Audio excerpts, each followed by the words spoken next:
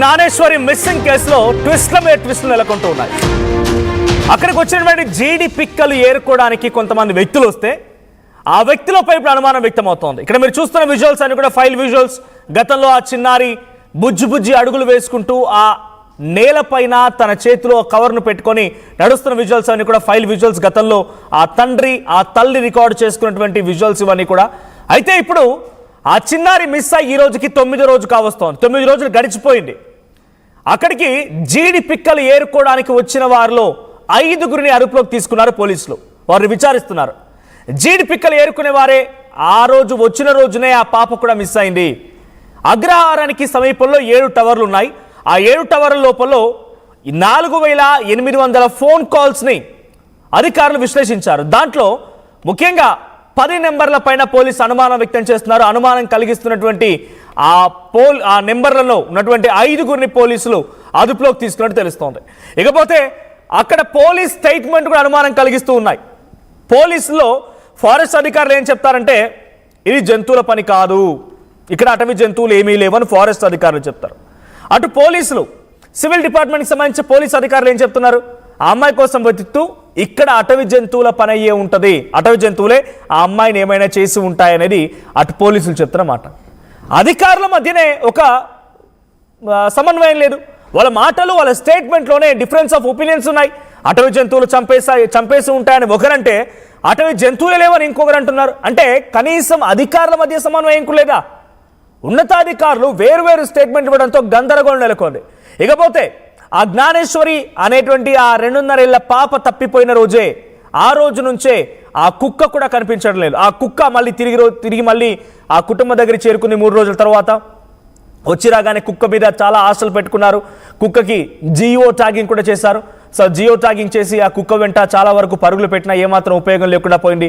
చివరిన ఓ రోజు కుక్క కూడా చనిపోయింది. కుక్క పోస్ట్ మార్టం రిపోర్ట్ రావడానికి కూడా మరికొన్ని గంటలు పట్టే అవకాశం ఉంది. మరికొన్ని గంటల్లో కుక్క పోస్ట్ మార్టం రిపోర్ట్ వచ్చే అవకాశం ఉంది.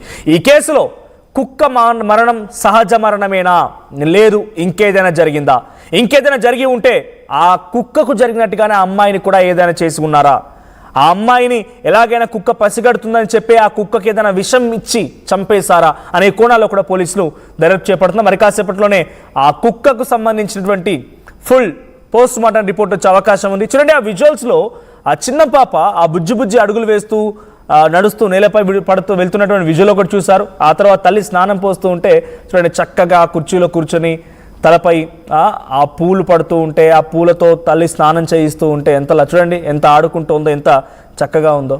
సో ఇప్పుడు ఈ పాప కనిపించకుండా పోయి 9 రోజులు గడిచిన అధికారుల స్టేట్మెంట్లు చాలా గందరగోళానికి గురి చేస్తున్నాయి. ఒకరొకరు మాట్లాడుతుంటే ఇంకోటి మాట్లాడుతున్నారు. సో ఇప్పటివరకు రకరకాలుగా వార్తలు రకరకాలుగా చర్చలు జరుగుతూనే ఉన్నాయి. మరి ఇంకా పాప ఆచూకీ లేదు. ఇక పోలీసులు I'm sorry to say this word, చేతులు ఎత్తేసినట్టేనా? పోలీసులు ఏం చేయలేకపోతున్నారా? ఇంత టెక్నాలజీ మనం ఉంది 21st సెంచరీలో. ఇంత టెక్నాలజీ, ఎన్ని రకాలుగా మనం రకరకాల టెక్నాలజీని వాడుతూ ఉన్నాం. డైరెక్ట్గా మూన్ మీద ల్యాండ్ అయినటువంటి సిచ్యువేషన్ ఉంది. ఆ రోజు నుంచి ఇంత టెక్నాలజీ పెరిగినా 9 రోజులు అయిపోయినా పాప ఆచూకీ కనుక్కోలేకపోయారా? ఈ టెక్నాలజీ ఏం చేయలేకపోతుందా పాప కనుక్కున్న విషయంలో? పాప ఎక్కడుందని కనుక్కోలేకపోతున్నారా? 9 రోజులు గడిచింది. సో ఇంకా ఆ అధికారుల స్టేట్మెంట్ కూడా కొంత క్రిస్క్రాస్గా ఉన్నాయి, అనుమానాలకు గురి చేస్తూ ఉన్నాయి. ఒకసారి అటవీ శాఖ ఆ పోలీస్ అధికారి ఏం మాట్లాడుకొచ్చారు, ఆ తర్వాత దానికి కౌంటర్గా ఇటు పోలీస్ అధికారులు వెతుకుతున్నటువంటి రెస్క్యూ ఆపరేషన్లో పోలీస్ అధికారులు ఏం మాట్లాడారు, ఒకసారి వాళ్ళ డిఫరెన్స్ ఆఫ్ ఒపీనియన్స్, వాళ్ళ మాటలో ద్వంద్వ వైఖరి మీరు కూడా వినండి. సార్ నమస్కారం సార్. మేము కాకినాడ జిల్లా అటవీ శాఖ నుండి వచ్చాం సార్, ఈ లోకల్ స్టాఫ్ని. అయితే శ్రీ డిప్యూటీ సీఎం సార్ ఆదేశాల మేరకు రాజమండ్రి సిసిఆర్ మేడం గారు, జిల్లా అటవీ శాఖ అధికారి కాకినాడ వారు ఉత్తర్వుల మీదట ఎన్ఎస్టీఆర్ నుంచి శ్రీశైలం నుండి ర్యాపిడ్ రెస్క్యూ ఫోర్స్ వచ్చింది సార్. దాన్ని తీసుకుని నిన్న రాత్రి 1 గంట ప్రాంతంలో సిహెచ్ అగ్రహారం అనే విలేజ్లో పాప మిస్సింగ్ అయిన ప్లేస్కి రావడం జరిగిందండి. వచ్చి రాత్రి థర్మల్ డ్రోన్ యూజ్ చేసాం. ఏ విధమైనటువంటి అఫెన్స్లు ఇటువంటి ఏమి కానరాలేదు. పాప మిస్సింగ్ అయినటువంటి దాఖలాలు కూడా దానికి సంబంధించిన ఏమి ఎవిడెన్స్ ఏమి మాకైతే కానరాలేదు. తెల్లవారు 5 గంటలకు తిరిగి వెళ్ళిపోవడం జరిగిందండి. మళ్ళీ దగ్గరలో వాటర్ బాడీస్ ఉన్నాయి, ఈ కొండను ఆనుకొని, ఈ మకాన ఆనుకొని చెరువులు లాంటి గుంటలు లాంటివి ఉన్నాయి. ఒకవేళ వాటిల్లోకి యానిమల్స్ ఏమైనా నీళ్లు తాగడానికి వచ్చి ఆ బాబతులో ఈ పాపను ఏమైనా ఇబ్బంది పెట్టిందా అని చెప్పేసి కోణంలో మా అధికారులు దర్యాప్తు చేయమంటే మళ్ళీ ఈ టీంని తీసుకుని ఈ డ్రోన్స్ తీసుకుని థర్మల్ డ్రోన్స్ తీసుకుని మళ్ళీ రావడం జరిగింది సార్. ఇప్పుడు అదే కోణంలో దర్యాప్తు చేస్తున్నాం. ఈ కొండ ప్రాంతంలో ఎటువంటి జంతువులు ఉన్నాయి?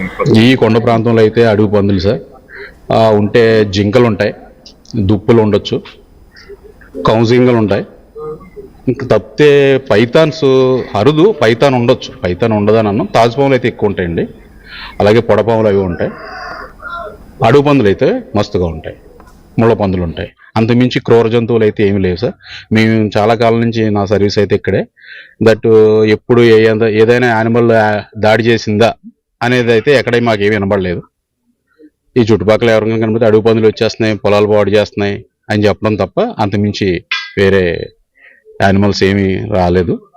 మాకు తెలుసు, మేము తిరుగుతూ ఉంటాం కదా, కొండల మీద తిరుగుతూ ఉంటాం కాబట్టి మాకు తెలుసు. ఎందుకంటే డిపార్ట్మెంటల్ వర్క్స్ అయ్యి కొండల మీద చేపిస్తాం. ఇది అంత దట్టమైన అడవి కాదు, చిట్టడవి అండి. ఇది ముళ్ళ పొదలతో కూడుకున్న చిట్టడవి కాబట్టి క్రూరమైన జంతువులు అయితే ఉండవు. జంతువుల వల్ల అయితే పాపకేమో ప్రాణహాని ఉండదని మేము అనుకుంటున్నాం. కన్ఫర్మేషన్ అయితే అనుకుంటున్నాం. ఒకవేళ ఆ విధంగా ఏమన్నా జరిగిందేమో అని చెప్పేసి ఈ టీంని దింపడం, ఈ కోణంలో దర్యాప్తు చేయడం. మా అధికారులు కూడా ఏ విధంగా దర్యాప్తు చేయాలో మాకు సూచనలు ఇచ్చి పంపించారండి. అదే మాదిరిగా మేము దర్యాప్తు చేసుకుంటూ ముందుకెళ్తాం. ఏదైనా జాడ తెలిస్తే మాత్రం దగ్గరలో ఉన్న సిఐ గారికి, చెన్నకేశ్వర సార్కి, ఎస్ఐ గారికి ఇంటిమేషన్ చేయమని చెప్పేసి మా రేంజ్ ఆఫీసర్ మేడం మాకు నంబర్లు ఇచ్చి పంపించారండి. ఏదైనా జాడ తెలిస్తే ఇమీడియట్లీగా మీడియా మిత్రులకు కానీ, అలాగే పోలీస్ అధికారులకు కానీ, మా ఉన్నతాధికారులు రేంజ్ ఆఫీసర్ మేడం గారికి, శ్రీ జిల్లా అటవీ శాఖ అధికారి వారికి అందరికీ మేము తెలియపరిచి దాని మీద యాక్షన్ తీసుకుంటాం. 6th జూన్ రాత్రి ఒక 2 years పాప సిహెచ్ అగ్రహారం నామరెడ్డి దొండవాక జ్ఞానేశ్వరి అనే పాప మిస్ అయిందని పోలీస్ స్టేషన్ లో తెలిసి ఇక్కడికి వచ్చి వాళ్ళు కంప్లైంట్ తీసుకొని కేసు నమోదు చేయడం జరిగింది. అప్పుడే వెంటనే ఎఫర్ట్స్ అన్ని స్టార్ట్ చేశారు. పాప మార్నింగ్ అరౌండ్ 11:50కి మిస్ అయితే రాత్రి 8:30కి సమాచారం రాగానే ఇమీడియట్ గా ANS team, special party and also dog squad వచ్చి సెర్చ్ చేయడం జరిగింది. ఆ తర్వాత నెక్స్ట్ డే నుంచి ఎస్డిఆర్ఎఫ్ కూడా మా సెర్చ్ ఎఫర్ట్స్ లో పాల్గొన్నారు. వాళ్ళతో పాటు ఇంకా ఫర్దర్ గా ఇంకా వాస్ట్ గా వాళ్ళ కంపిటెన్సీ అందులో ఉంటుంది కాబట్టి డీటెయిల్ గా సెర్చ్ చేయడానికి ఎన్డీఆర్ఎఫ్ ని అట్లానే ఫారెస్ట్ డిపార్ట్మెంట్ వాళ్ళని కూడా సపోర్ట్ అడగడం జరిగింది. కంటిన్యూస్ గా 7-8 days పాటు డ్రోన్ సర్వైలెన్స్ తో ఇక్కడ ఉన్న టెరైన్ మీరు అందరు చూస్తున్నారు. చుట్టుపక్కల చాలా థిక్ వెజిటేషన్ ఉంది, కొండలు ఉన్నాయి. పాప అంతటా పాప ఇంట్లో నుంచి నడిచి వెళ్ళడం వాళ్ళ తల్లి చూశారు, భవానీ గారు చూశారు. సో నడిచి వెళ్ళిన తర్వాత కంచె దగ్గర వేరే వాళ్ళకి కనిపించింది కూడా పాప, తాత బాబు అనే అతనికి. సో అక్కడ దాకా వచ్చింది కాబట్టి అక్కడి నుంచి బయటికి వెళ్ళి ఉంటుంది అనే ఉద్దేశంతో అన్ని యాంగిల్స్ లోనూ దర్యాప్తు చేయడం జరుగుతుంది. సిడిఆర్లు పెట్టాము, ఐపీడిఆర్లు తీసుకున్నాము, టవర్ డంపులు తీసుకున్నాము, సస్పిషియస్ నంబర్స్ ఒకటొకటి ఎలిమినేట్ చేస్తున్నాము. అట్లనే ఈ సెర్చ్ ఆపరేషన్ కూడా కంటిన్యూస్ గా జరుగుతుంది. ఫర్దర్ గా కూడా ఇప్పుడే నేను SDRF, NDRF and forest officials తో మాట్లాడటం జరిగింది. అందరూ కూడా ఎఫర్ట్